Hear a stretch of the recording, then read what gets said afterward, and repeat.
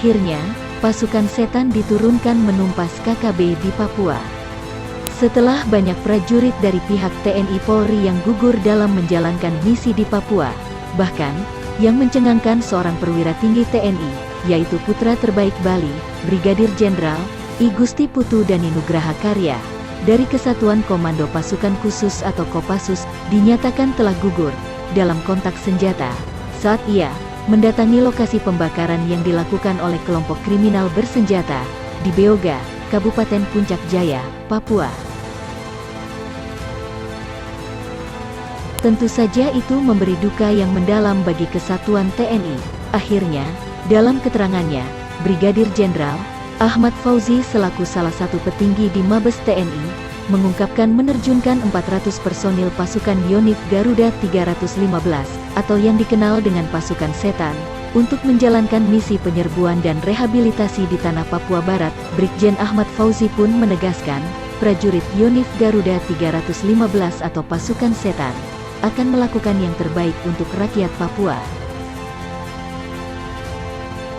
Yonif 315 Garuda akan bertugas selama 9 bulan. Itu ada 4 kabupaten. Di Mapi, Agat, Merauke yang merupakan lokasi lowland atau dataran. Kemudian di highland itu di Kabupaten Mimika. Jadi ada 4 kabupaten yang mereka akan masuki. Kemudian ada sekitar 19 pos yang harus mereka tempati. Dan kami yakinkan mereka akan berbuat terbaik untuk rakyat di sana. Bukan tanpa sebab prajurit yang berasal dari Yonif 315 Garuda ini diberi sebutan pasukan setan. Kiprahnya memang menarik, kerap muncul di wilayah-wilayah rawan konflik. Dilansir dari beberapa sumber, pasukan elit milik TNI AD yang ditempa di markas Gunung Batu, Bogor, Jawa Barat itu pernah menundukkan kelompok separatis di Timur Timur dengan nama Operasi Seroja. Pasukan ini juga pernah bertugas di daerah operasi militer atau DOM Aceh. Kemampuan umum yang rata-rata akan dimiliki setiap prajurit dalam satuan ini diantaranya mampu berkamuflase, observasi medan, hingga sejumlah teknik mengeksekusi sasaran atau lawan. Mendengar hal itu, kelompok separatis bersenjata KKB Papua ini menginginkan perundingan dengan pihak pemerintah dan melayangkan surat yang berisi beberapa poin penting. Di antaranya, OPM merupakan organisasi induk bangsa Papua untuk kedaulatan bangsa Papua.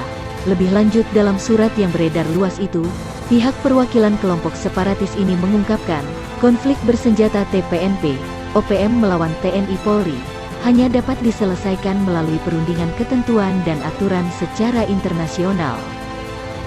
Bahkan beberapa kelompok kriminal bersenjata di tanah Papua ini menyerahkan diri dan kembali ke pangkuan NKRI atau Ibu Pertiwi.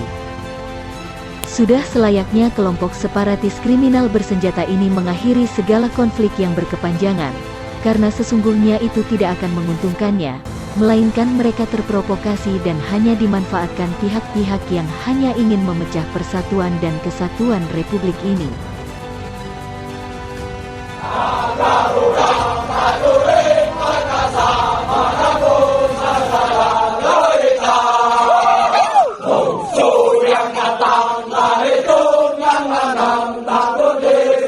Pasukan setan.